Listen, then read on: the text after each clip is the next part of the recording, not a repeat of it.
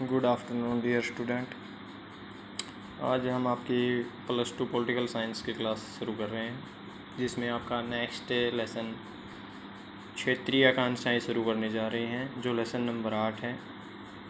इस लेसन में क्षेत्रीय आकांक्षाओं का मीनिंग बताते हैं कि क्षेत्रीय आकांक्षाएँ क्षेत्र की ज़रूरत, हर क्षेत्र की अपने अपने क्या क्या ज़रूरतें होती हैं और किस कारण से क्षेत्रवाद की भावना पनपती हैं। इस पूरे लेसन में चाहे वो क्षेत्रवाद की भावना से संबंधित हो या कोई क्षेत्रीय दल से संबंधित हो, उस चीज़ों का जिक्र किया गया कि किस आधार पर क्षेत्रीय भावनाएं उत्पन्न होती हैं, किन कारणों से उनको समाप्त किया जा सकता है, क्या क्या रोकथाम किए जाएं, और जो क्षेत्रवाद की भावना से कुछ जो घटनाएं घटी उनके बारे में भी आपको जानकारी देता हूँ इस लेसन में। तो पहला आपका लेके चलते हैं कि क्षेत्रवाद का अर्थ क्या है। क्षेत्रवाद का अर्थ है एक ऐसा भाग या एक ऐसे देश में कुछ छोटे राज्य जो बसे हुए हैं, जो अपनी आर्थिक, सामाजिक या कह सकते हो भौगोलिक स्थिति आदि कारणों से अपने अलग अस्तित्व की मांग करते हैं। अपना या तो कोई एक बड़ा राज्य है, उसमें से उस राज्य का अलग हिस्सा बनाना चाहता हो कि हम अपना अलग राज्य बनाएंगे, या फिर यहाँ कई अलग छोटा देश की भी हो जाते हैं कि हम अपना संविधान, अपना शासन, अपना देश ही अलग बनाएंगे। इस तरीके की जो भावनाएं पैदा होती हैं वो क्षेत्रवाद कहलाता है। अब ये क्षेत्रवाद है, आगे नेक्स्ट पॉइंट आता है कि इस तरीके की भावनाएं उत्पन्न कैसे होती हैं, इन क्षेत्रवाद की भावनाओं को क्या उत्तरदायी कारण है, उस चीज़ के नेक्स्ट पॉइंट आपका क्लियर करते हैं कि भौगोलिक एवं सांस्कृतिक कारण। भौगोलिक में आ जाएगा आपका जो प्रकृति की दृष्टि से, जैसे कोई भूभाग है, वो किस क्षेत्र पर्वत वाला है जहाँ दूसरे स्टेट से उनमें कनेक्टिविटी कम होती है, या फिर कोई जैसे समुद्री तट के किनारे बसा हुआ है, या फिर कह सकते हो कि जो बिल्कुल ही टापू के रूप में बसा हुआ, उस तरीके से उन बाकी जैसे हिस्सों से उनकी कनेक्टिविटी कम हो जाती है। ये कारण भी भौगोलिक कारण कहलाता है कि भाई भौगोलिक कारण उसकी मजबूरी ऐसी है कि वो दूसरे स्टेट से कनेक्टिविटी नहीं कर पाता है, इसलिए उसको अलग राज्य चाहिए या वो अलग राष्ट्र बनाना चाहता है। एक सांस्कृतिक कारण कि जब संस्कृति भिन्न भिन्न होती है उसके कारण भी क्षेत्रवाद की भावनाएं जन्म लेती हैं, जहाँ कुछ अलग अलग तीज त्यौहार कह सकते हो या रहन सहन खान पान जो अलग अलग होता है संस्कृति में, वो चीज़ें भी उनको क्षेत्रवाद की भावनाएं के लिए उत्तरदायी है। अगर संस्कृति मिली जुली संस्कृति रहेगी तो वहाँ क्षेत्रवाद की भावनाएं उत्पन्न नहीं होगी। दूसरा आपका लेते हैं नेक्स्ट पॉइंट भाषावाद का। जब किसी एक विशेष क्षेत्र में कोई विशेष भाषा का बोलबाला रहता है तो उस समय वहाँ क्षेत्रवाद की भावनाएं उत्पन्न होती हैं, और वो किस आधार पर होती हैं, भाषा के आधार पर होती हैं। जब एक मान लीजिए एक ग्रुप है वो हिंदी भाषा बोलता है, दूसरा ग्रुप है वो इंग्लिश बोलता है, तो या तमिल बोलता है, तेलुगु बोलता है, जो भी अलग अलग लैंग्वेज बोलते हैं, उनमें जो एक दूसरे समूह से भिन्नता कह सकते हो कि आ जाती है, उनमें घृणा की भावना पैदा हो जाती है। वे एक दूसरे पर उतना अधिक विश्वास नहीं कर पाते जितना कि वो सेम अपनी जैसी भाषा बोलने वाले या हिंदी बोलने वाले लोग हिंदी बोलने वाले लोगों पर अधिक जल्दी या आसानी से विश्वास कर लेते हैं। वो अपेक्षाकृत हिंदी बोलने वाले व्यक्ति तेलुगु भाषा बोलने वाले या तमिल भाषा बोलने वाले व्यक्ति पर इतनी जल्दी विश्वास नहीं कर सकते। यहाँ इस पॉइंट में कह सकते हो कि भाषावाद भी क्षेत्रवाद की भावना को जन्म देती है, क्षेत्रवाद की भावना के लिए उत्तरदायी है। नेक्स्ट तीसरा पॉइंट आ जाता है जातिवाद का। जब एक किसी विशेष क्षेत्र में कोई विशेष जाति के लोग रहते हैं या वो जाति के लोग किसी दूसरी जाति के साथ में कोई भेदभाव करते हैं या हीन भावना से देखते हैं, वहाँ पर भी जातिवाद की भावना कह सकते हो कि क्षेत्रवाद की भावना को जन्म लेते हैं। जैसे इतिहास में पीछे कुछ ब्राह्मणों जैसे जातियों को श्रेष्ठ समझा जाता था, अन्य जो दूसरी जाति थी उनको निम्न समझा जाता था।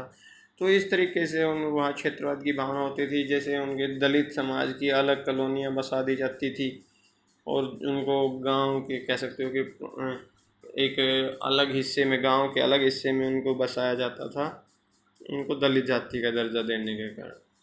तो ये भी कह सकते हो कि आपके जातिवाद जो बटा हुआ है, पहले जो जाति बटी हुई थी वो कह सकते हो कि कार्य के आधार पर थी, जो जिस तरीके का कार्य करता था उस तरीके की वो उनकी जाति प्रथा बनी हुई थी। आजकल फिर भी इन जातिवाद की भावनाओं को जो कह सकते हो कि इनमें गहराई है, जो इनकी दूरियां हैं वो कम होती आ रही है। आजकल इतना भेदभाव नहीं होता है, चाहे वो दलित समाज से हो, चाहे ब्राह्मण समाज से हो, चाहे किसी भी समाज से हो, जाति के आधार पर उनमें भेदभाव नहीं होता है। एक जातिवाद भी कह सकते हो इसका कारण है। नेक्स्ट है धार्मिक कारण। धार्मिक कारण भी आता है कि जहाँ किसी विशेष धर्म के लोग रहते हैं, किसी एक क्षेत्र में सिख रहते हैं, या किसी दूसरे में इस्लाम धर्म के लोग रहते हैं, किसी में जैन धर्म के लोग, किसी में हिंदू धर्म के लोग रहते हैं, तो एक दूसरे धर्म के लोगों की कह सकते हो कि जो संस्कृति है या जो उनके त्यौहार मनाए जाते हैं वो भी अलग अलग तरीके से मनाए जाते हैं, और उनमें एक अलग अलग होने के कारण उनमें हीन भावना पैदा हो जाती है। जबकि एक दूसरे धर्म के प्रति कुछ अफवाहें भी समाज में या सोशल मीडिया पर कह सकते हो कि ये सामने आती हैं, जिस तरीके की कुछ घृणा की जाती है उनके कारण भी। नेक्स्ट आता है आपका आर्थिक कारण। आर्थिक कारण में क्या आता है कि जब किसी क्षेत्र का अधिक विकास हो जाता है और किसी क्षेत्र का विकास नहीं हो पाता है, तो उसके कारण भी उन क्षेत्रों में हीन भावना पैदा हो जाती है, क्षेत्रवाद की भावना पैदा होती है। जैसे कि अगर कोई दो स्टेट जिनकी आर्थिक स्थिति दोनों की लगभग बराबर है, तो उनके आपसी रिलेशन या कह सकते हो कि रिश्ते अच्छे रहते हैं। जबकि जिनके आर्थिक स्थिति दोनों में बहुत अधिक अंतर है, उनमें हीन भावना होती है। जैसे यहाँ पर जैसे गरीब लोग यूपी या बिहार से आते हैं आपके हरियाणा में, तो उनको थोड़ा हीन भावना से और निम्न दृष्टि से देखा जाता है। क्यों? क्योंकि उनकी आर्थिक दशा कमज़ोर है, ख़राब है, कह सकते हो। इस आधार पर भी क्षेत्रवाद की भावना पनपती है और वो अपने आप को अलग राज्य बनाने की करते हैं। जो अधिक विकास कर लेते हैं वो भी, और जिनका अधिक विकास नहीं हो पाता या उनके समान विकास नहीं हो पाता है, वो भी उस केंद्र सरकार से या कह सकते हो उस स्टेट सरकार से अपने अलग राज्य के अस्तित्व की मांग करते हैं और अलग राज्य बनाना चाहते हैं। क्षेत्रीय दल, कहीं ना कहीं क्षेत्रवाद के लिए क्षेत्रीय दल भी इसमें जिम्मेदार हैं, क्योंकि क्षेत्रीय दल की जो भावना होती है वो ये सोचते हैं कि भाई जब अगर किसी विशेष क्षेत्र पर हम काबू कर लेते हैं, उनका प्रभुत्व कर लेते हैं, तो वहाँ विशेष क्षेत्र होने के कारण हमें सत्ता में कहीं ना कहीं कुछ हासिल हो जाएगा और हम सत्ता हासिल कर सकते हैं क्षेत्रवाद की भावना इनमें डालकर। तो कहीं ना कहीं क्षेत्रीय दल जिनका दृष्टिकोण संकुचित होता है, जिनका दृष्टिकोण पूरे देश का हित न सोचकर केवल अपने हित की सोचते हैं, और इसी में वो क्षेत्रवाद, लोगों के अंदर क्षेत्रवाद की भावना पैदा करते हैं। राजनीतिक कारण में भी यही आएगा कि राजनीतिक कारण लगभग राजनीतिज्ञों से संबंधित हैं, कि जो राजनीतिक समझते हैं कि भाई कई दृष्टि से जब राज्य अलग बन जाएगा तो उनमें महत्वाकांक्षाएं, उनका विकास अधिक हो जाएगा। इस तरीके की घटनाएं राजनीतिक कारण है। राजनीति में कई नेता अपने हितों के कारण कई समाजों में या कह सकते हो कि कई राज्यों में जो हिंसा वगैरह पैदा करा देते हैं, जो क्षेत्रवाद की भावना या संकुचित भावना को जन्म देते हैं। इस तरीके से ये आपके थे क्षेत्रवाद के लिए उत्तरदायी कारण। अब नेक्स्ट पॉइंट लेते हैं आपका क्षेत्रीय दलों को मान्यता। क्षेत्रीय दल हो या राष्ट्रीय दल हो, उनको मान्यता देने का काम करता है आपका चुनाव आयोग। चुनाव आयोग अब इनको किस आधार पर, किस स्तर की मान्यता प्रदान करता है, वो है फिलहाल इस टाइम आपके देश में 7 राष्ट्रीय दल और लगभग 35 आपके राज्य स्तरीय दल, और इससे लगभग कह सकते हो कि 300 के आसपास क्षेत्रीय दल, जो बिल्कुल ही संकुचित आधार पर हैं, बिल्कुल ही छोटे आधार पर हैं, उनको समझा जाता है। अब इनमें कैसे डिसाइड करते हैं भाई किस राजनीतिक दल को राष्ट्रीय दल की मान्यता दी जाए, किस दल को क्षेत्रीय दल की मान्यता दी जाए, राज्य स्तर के दल की मान्यता दी जाए। वो चीज़ें होती है कि जब कोई राजनीतिक दल जब चुनाव लड़ना शुरू करता है, उस टाइम वो लोकसभा का 2019 के हिसाब से अगर लोकसभा की 11 सीटें जीतता है तो उसको राष्ट्रीय दल की मान्यता दी जाती है। या फिर कहा जाए कि वो कुल सीटों, लोकसभा की कुल सीटों का 2% सीटें भी अगर प्राप्त करता है तो भी उसको राष्ट्रीय स्तर की मान्यता दी जाती है। या फिर एक होता है कि विधानसभा चुनाव में कम से कम 4 राज्यों में वो 6% मत प्राप्त करें तो भी उसको राष्ट्रीय स्तर के दल की मान्यता प्रदान की जाती है। और ऐसा ही फिर किया जाता है कि क्षेत्रीय दल में या राज्य स्तरीय दल, इसमें राज्य स्तरीय दल में भी यही कंडीशन है कि कम से कम आप कह सकते हो कि अपने राज्य की लोकसभा सीटें, अपने राज्य में कम से कम 1 लोकसभा सीटें जीतें, या फिर कह सकते हो कुछ उसके साथ अब विधानसभा की 2 सीटें, 1 या 2 सीटें भी जीतें। अगर ये कोई सी कंडीशन लागू नहीं होती है तो आपको कुल सीटों का, जितनी विधानसभा की सीटें होती हैं उनके वैध मत, जो वैध माने जाते हैं, वैध मत का अगर 8% भी प्राप्त होता है तो भी आपको कह सकते हो कि राज्य स्तर के दल के रूप में मान्यता मिल जाती है। और इनके जो मान्यता मिलती है उसके बाद इनको कुछ सुख सुविधाएँ भी दी जाती हैं, जैसे इनके कुछ समय के लिए इनको चुनाव चिन्ह देना, इनकी चुनाव सूची, मतदाता सूची बनाना, तैयार करना, इनको कुछ अपने जो दूरसंचार के साधनों की अनुमति देना कि अपने अधिक से अधिक विचार लोगों तक पहुंचा सके। इस तरीके से कह सकते हो कि जो क्षेत्रीय दल को मान्यता दी जाती है, क्षेत्रीय दल हो या फिर कह सकते हो उसमें राष्ट्रीय दल हो, जिस तरीके की भी बातें आती हैं उसमें इस तरीके से राजनीतिक दलों को मान्यता दी जाती है चुनाव आयोग के द्वारा। अब आगे नेक्स्ट पॉइंट आता है आपका कि आंध्र प्रदेश की तेलुगु देशम। आंध्र प्रदेश की तेलुगु देशम में मीनिंग लेते हैं तेलुगु देशम पार्टी से। इसमें आंध्र प्रदेश की, वैसे मैं आपको बता दूं कि आंध्र प्रदेश एक ऐसा पहला राज्य है जिसका गठन भाषा के आधार पर किया गया।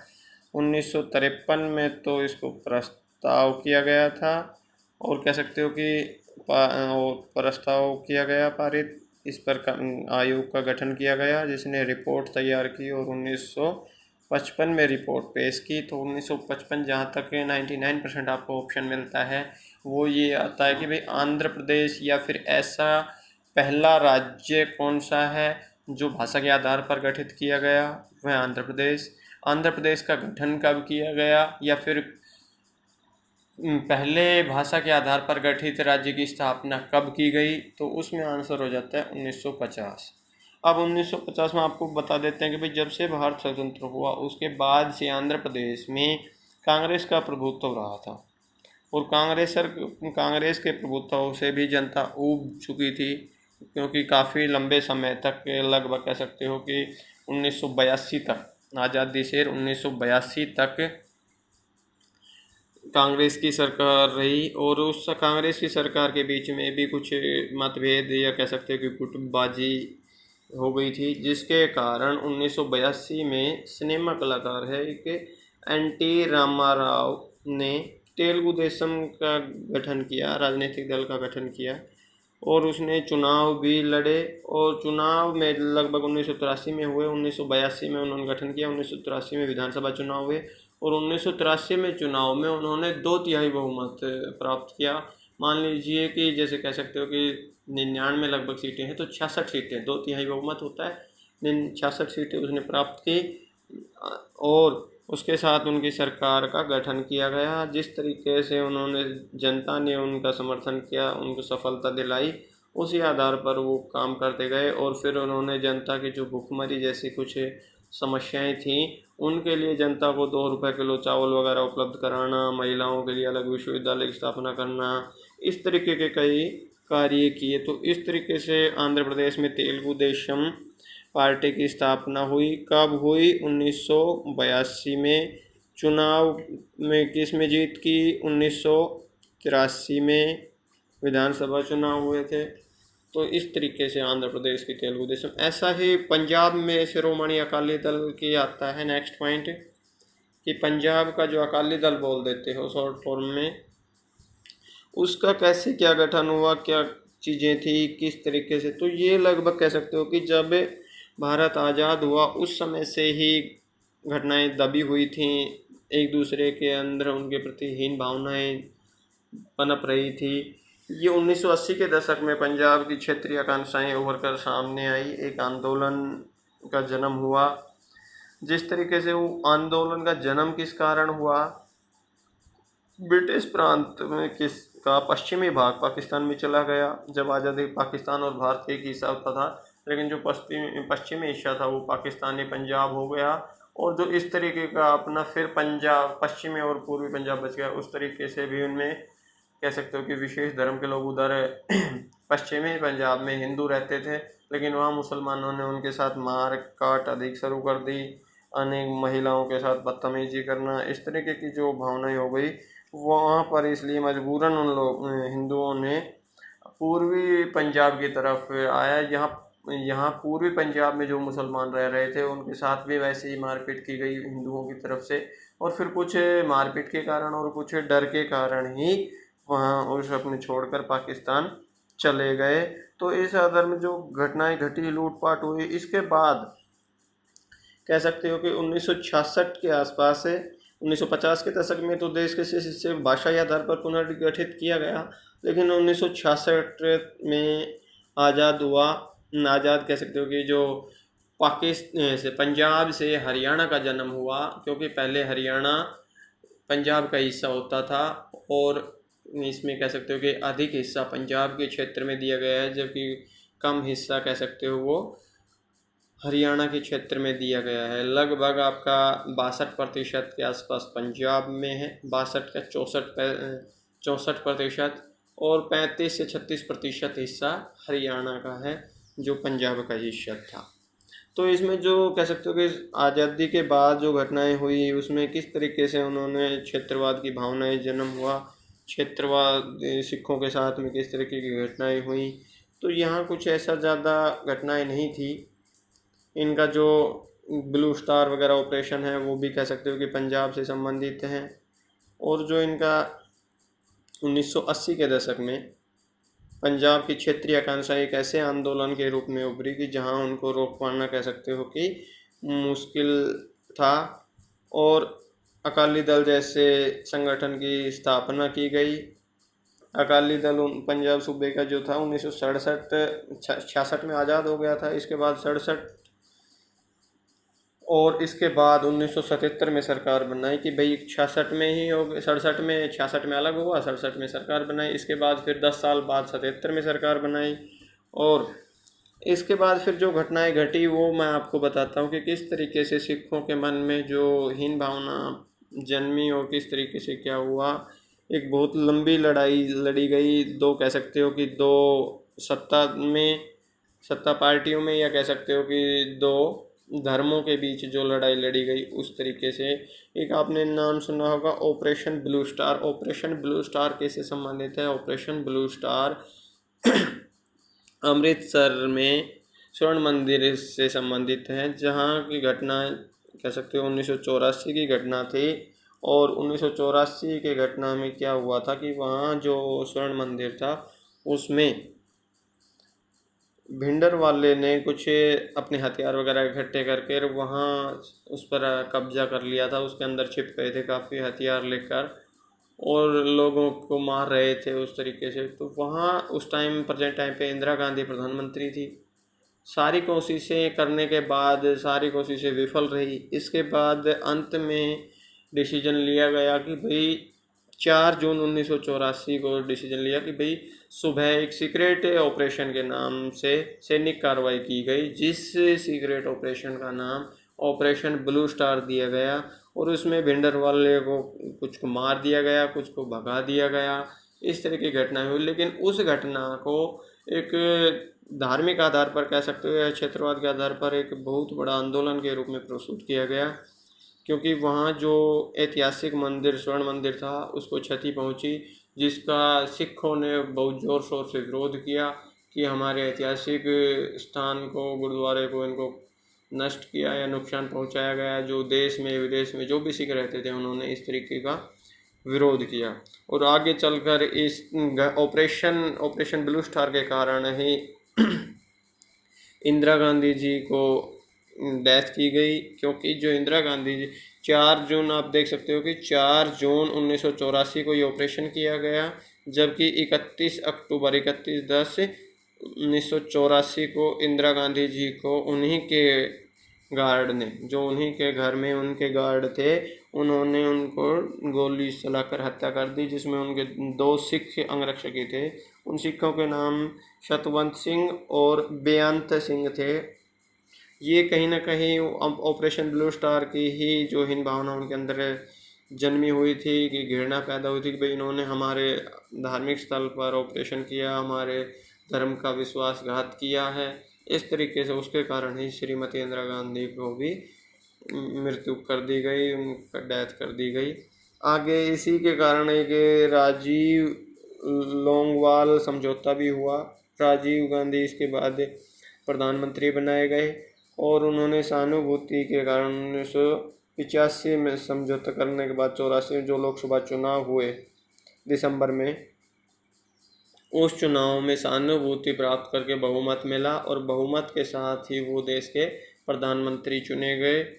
और देश के प्रधानमंत्री बनने के बाद उन्होंने कोशिश की कि भाई जो सिख और हमारे बीच जो गलत फहमियाँ कह सकते हो या एक दूसरे के ऊपर हमला करने की भावनाएं पनप रही हैं, इसको शांत किया जाए, कैसे ख़त्म किया जाए। और उसी को क्रम आगे बढ़ाते हुए राजीव गांधी ने एक समझौता किया, जिसको राजीव लोंगोवाल समझौता कहा जाता है। वो समझौता हुआ कब? 24 जुलाई 1985 को हुआ किसके बीच में? जो कह सकते हो कि अकाली दल के अध्यक्ष संत हरचंद सिंह लोंगोवाल था, उसके साथ हुआ।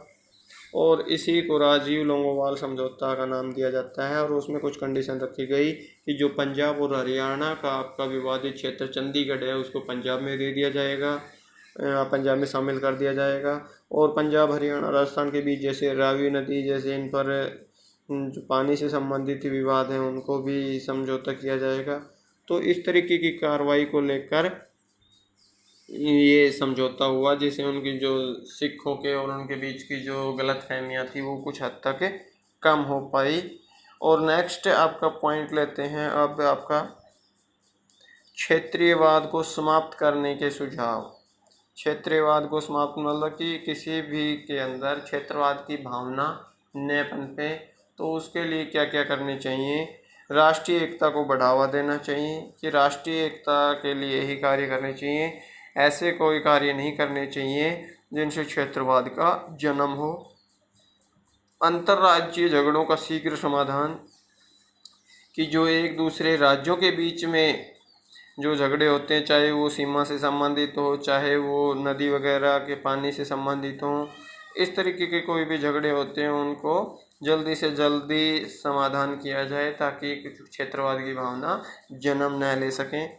संतुलित आर्थिक विकास। संतुलित आर्थिक विकास का मीनिंग सभी वर्ग कह सकते हो कि सभी क्षेत्रों का समान आर्थिक विकास होना चाहिए। किसी विशेष क्षेत्र का आर्थिक विकास नहीं किया जाना चाहिए, या कोई कह सकते हो कि कोई बैकवर्ड क्षेत्र नहीं छोड़ना चाहिए, किसी का अधिक विकास कर दिया जाए, किसी का कम कर दिया जाए, इस तरीके का विकास नहीं होना चाहिए। सभी राज्यों में या सभी क्षेत्रों में समान आर्थिक विकास होना चाहिए। नेक्स्ट पॉइंट है सभी वर्गों का समान विकास। यहाँ बात की गई थी आर्थिक विकास की, और ये क्षेत्र की बात थी, और यहाँ बात है वर्गों की। यहाँ वर्गों में आप शामिल किसको कर रहे हो? वर्गों में कह सकते हो कि सभी धर्म, सभी जाति, जो जाति के धर्म के वर्ग हैं उनका है कि भाई उनका सभी समान विकास होना चाहिए। किसी विशेष क्षेत्र को ये समझ के भाई इसमें हिंदू रहते हैं, इसमें मुस्लिम रहते हैं, इसमें सिख रहते हैं, या इसमें कोई दलित समाज के लोग रहते हैं, इसका इधर विकास करना जरूरी नहीं, इस तरीके की भावनाएं नहीं होनी चाहिए। सभी वर्गों का समान विकास किया जाना चाहिए। इस कारण भी इससे भी क्षेत्रवाद की भावना को समाप्त किया जा सकता है। नेक्स्ट है आपका राष्ट्रीय दृष्टिकोण वाले राजनीतिक दलों का विकास। इस यहाँ 2 पॉइंट बन सकते हैं। एक आ जाता है कि राष्ट्रीय दृष्टिकोण वाले राजनीतिक दलों का विकास, और दूसरा बन जाएगा कि क्षेत्रीय दलों की समाप्ति। राष्ट्रीय दृष्टिकोण वाले राजनीतिक दल का मीनिंग है कि जो पूरे देश के लिए काम करते हैं, पूरे देश में चुनाव लड़ते हैं, क्योंकि वो राष्ट्रीय स्तर के दल हैं, उनको पूरे देश से चुनाव जीतना है, पूरे देश से वोटों की ज़रूरत होती है, इसलिए वो पूरे देश को ध्यान में रखकर कार्य करते हैं। जबकि किसी क्षेत्रीय दल को केवल एक क्षेत्र में चुनाव जीतना होता है, वहाँ सत्ता हासिल करनी होती है, इसलिए वो केवल उस क्षेत्र का ही ध्यान रखते हैं, उस क्षेत्र में ही विकास करने की कोशिश करते हैं। तो ये यहाँ दोनों पॉइंट क्लियर हो जाएंगे। राष्ट्रीय दृष्टिकोण वाले राजनीतिक दलों को बढ़ावा देना चाहिए, जबकि जो क्षेत्रीय दल हैं उनको समाप्त करना चाहिए। नेक्स्ट है आपका शिक्षा प्रणाली में सुधार। शिक्षा प्रणाली में सुधार और एक शैक्षणिक संस्थाओं में सुधार, यहाँ पर भी 2 पॉइंट बन जाते हैं आपके। शिक्षा प्रणाली में सुधार में आ जाता है कि आपके जो सिलेबस हैं उसमें इस तरीके के लेसन प्लान शामिल किए जाएँ, चैप्टर शामिल किए जाएँ कि जिसमें राष्ट्रीय एकता की भावना जन्म ले, लोगों को उत्साहित किया जाए, राष्ट्रीय एकता के लिए प्रोत्साहित किया जाए, तो उस तरीके के लेसन उसमें शामिल होने चाहिए। नेक्स्ट हो जाता है कि शैक्षणिक संस्थानों में सुधार। ऐसे शैक्षणिक संस्थान जो सिर्फ एक किसी विशेष धर्म या विशेष जाति के जो शिक्षा देते हैं, उस तरीके के शिक्षण संस्थान को बंद करना चाहिए। सभी में सभी धर्मों को कोई ऐसा शिक्षण संस्थानों की स्थापना करनी चाहिए कि जहाँ पर सभी धर्मों को समान समझा जाए, या एक दूसरे धर्म को हीन भावना से उनका पढ़ाई नहीं कराई जाए, किसी एक दूसरे धर्म के बारे में गलत अफवाहें न बताई जाए, क्योंकि बच्चे एक कच्चे घड़े के रूप में होते हैं। जिस तरीके से छोटे बच्चों के जो बताया जाता है वो उनके दिमाग में वही फिट हो जाता है, और भविष्य में उनकी दृष्टिकोण उसी तरीके से परिवर्तित होता चला जाता है।